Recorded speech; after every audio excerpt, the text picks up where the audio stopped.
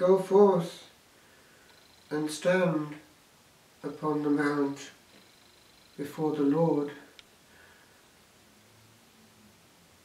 Elijah had been brought to this holy spot, or up the Mount of God. He had been sustained by a miraculous nourishment, carried on 40 days and 40 nights. And here we have the Word.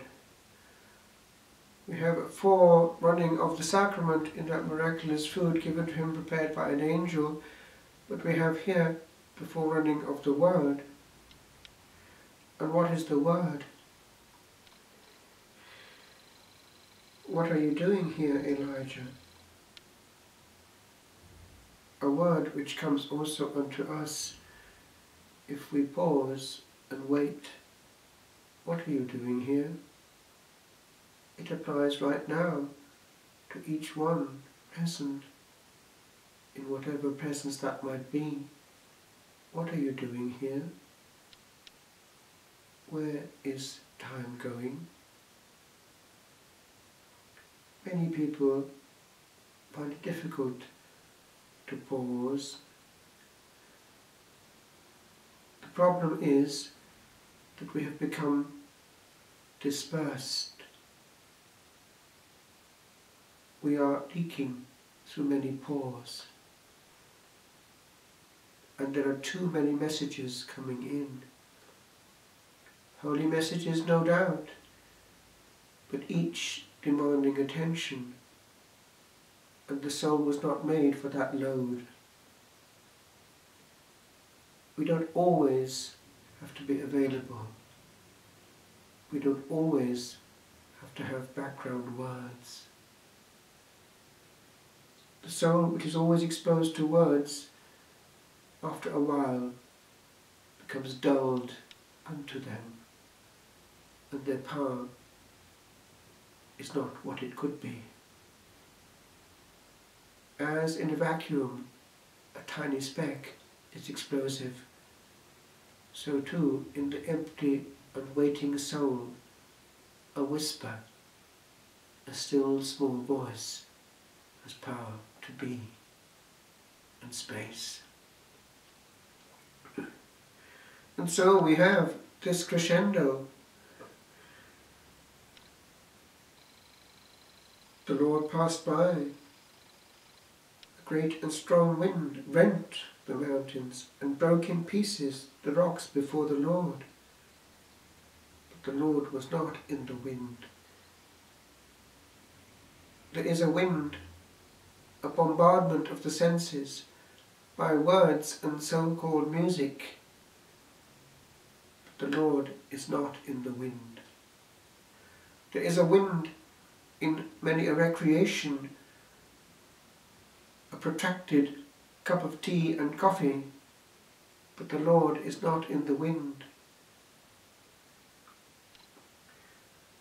And after the wind and earthquake, if we are used to being titillated by emotional music,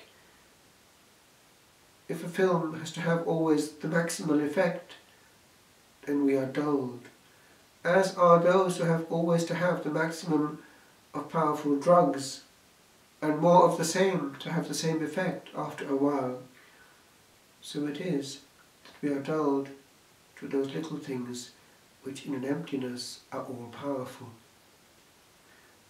At La Trappe, where there were no words, a book had a huge effect.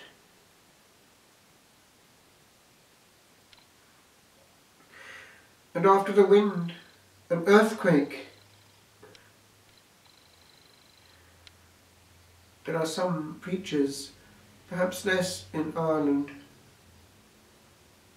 but there are out there in some cultures, meridional cultures like Italy, Spain, perhaps Africa, where very easily a preacher will go into high-pitched mode and stay there from the beginning. It's tiring and heavy.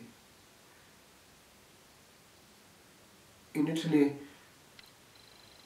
unfortunately, the art of popular preaching is being lost because the good use of contrast is forgotten. Why? Partly because amplification has made it impossible for the preacher to raise his voice as before. Those who were trained in oratory knew how to use the whole body and all the organs. In Italy, a certain colour pleases. They like the spectacular, and it works when used well. The great preachers knew it and used it. But if what one hears is this, from the beginning of a homily,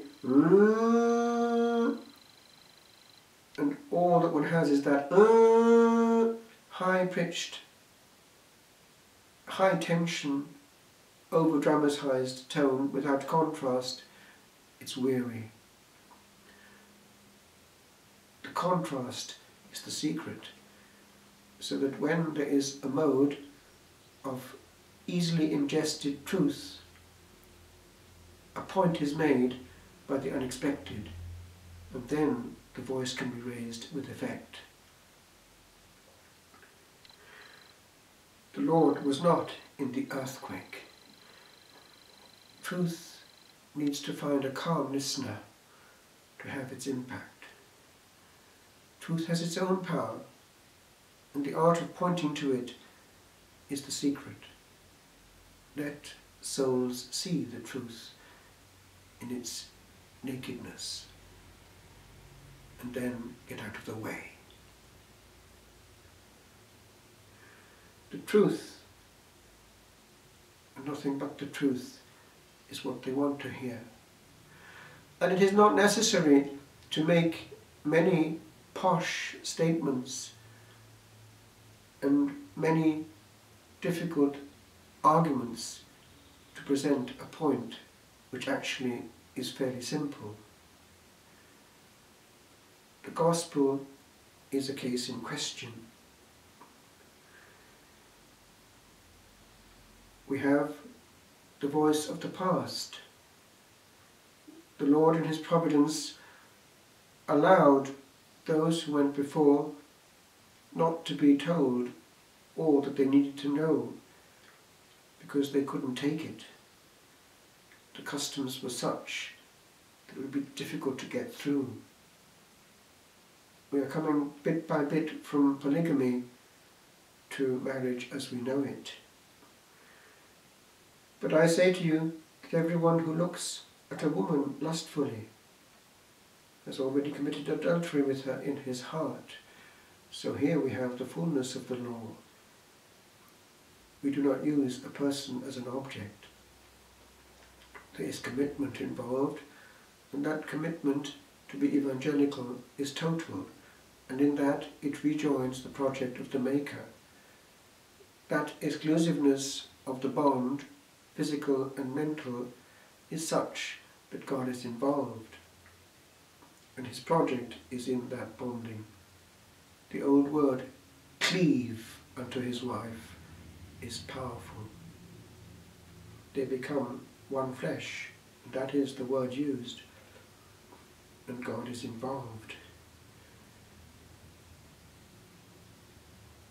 And so he goes on, whoever divorces his wife, let him give her a certificate of divorce. That is, he's answering the problem that they pose. But I say to you that everyone who divorces his wife, except on the ground of unchastity, that could mean those who, before their conversion, were involved in some situation of incest or illegal bonding which wasn't really a marriage. Except on the ground of unchastity, makes her an adulteress, and whoever marries a divorced woman commits adultery. And so he is giving here the fullness of the project for which the ancestors were not ready. He is, after all, the fullness of the law, And this whole thrust is that of understanding the meaning of the law. As in the case of anger, words can be knives that kill. So eyes can be in some way weapons of conquering a person at a distance and secretly. The invisible is seen by the eyes of the Creator. How much more is the project? The project is total. It is the most beautiful gift that we have, available to all, and not a toy to be tampered with. We have taken parts of the gift out of context, and the result is it joy or is it insecurity? Are those young people who cannot find a stable relationship deeply happy? After all, there is a peace in knowing that one has one faithful partner to whom one has given all. And that was the project of the Creator. To give all without having all is to make oneself open to terrible, terrible emptiness. And the emptiness in the world is what the Lord wanted to protect us from. The one who gave us the gift gave us also the instructions for use.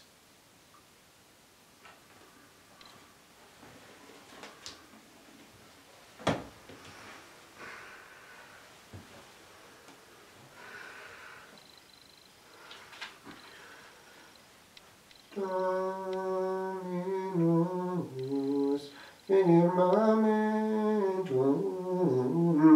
meum, et refugium meum, et liberator meus, Deus meus,